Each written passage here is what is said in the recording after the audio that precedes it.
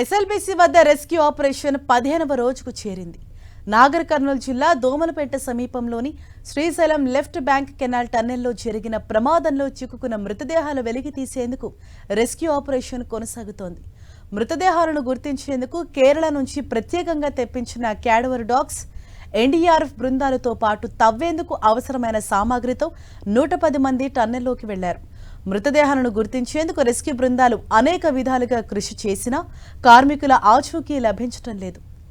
పోలీసుల వద్ద ప్రత్యేక శిక్షణ పొందిన జాగిలాలు జీపీఆర్ డేటా ఆధారంగా చర్యలు చేపట్టి తవ్వకాలు జరిపారు. 5 రోజుల కింద జీపీఆర్ డేటా ఆధారంగా గుర్తించిన 3 ప్రదేశాలను క్యాడవర్ డాగ్స్ గుర్తించినట్లు స్క్వాడ్ బృందం ప్రతినిధులు తెలిపారు. జీపీఆర్ డేటా ఆధారంగా ప్రదేశాల్లో తవ్వకాలు జరుపుతున్నా అక్కడ నీళ్లు, బురద కారణంగా తవ్వకాలకు ఇబ్బందిగా మారిందని అంటున్నారు. టీబీఎం కింది భాగంలో కూడా తవ్వకాలు జరపాల్సి ఉన్నందున ముందుగా మిషన్ పరికరాలు కటింగ్ చేసి పక్కకు తీసిన తర్వాత అక్కడ తవ్వకాలు జరిపే వీలుంటుందని పేర్కొంటున్నారు. క్యాడవర్ డాగ్స్ గుర్తించిన 3 ప్రదేశాలలో మృతదేహాలు ఖచ్చితంగా ఉండొచ్చని భావిస్తున్నారు. టీబీఎం పరికరాలు గ్యాస్ కట్టర్ ద్వారా కటింగ్ చేసి లోకో ట్రైన్ ద్వారా బయటకు పంపుతున్నారు.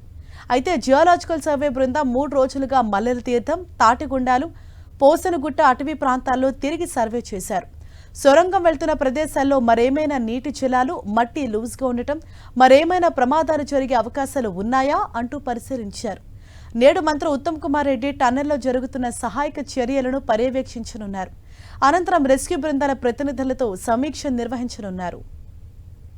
సొరంగం పైభాగంలో నల్లమల అటవీ ప్రాంతంలో నేషనల్ జియోలాజికల్ సర్వే టీం, అటవీ శాఖ అధికారులతో కలిసి ముమ్మరంగా అన్వేషిస్తుంది. ఇక్కడి నుంచి నీటి ధారాలు సొరంగంలోకి వెళ్తున్నాయా, ఆ ప్రదేశాన్ని గుర్తించేందుకు జల్లెడ పడుతున్నాయి. పైనుంచి నీటిని మళ్లించేందుకు తీవ్ర ప్రయత్నాలు చేస్తున్నారు. అయినా అక్కడ కూడా ఫలితం కనిపించడం లేదు. మరోవైపు ప్రమాదం జరిగిన చోట సొరంగ మార్గం మరింత ప్రమాదకరంగా మారుతుందని విశ్లేషిస్తున్నారు. గంటకు ఉబికి వస్తున్న నీటి ఊటతో పాటు బురద కూడా తోడై సహాయక చర్యలకు తీవ్ర ఆటంకం కలిగిస్తున్నాయి.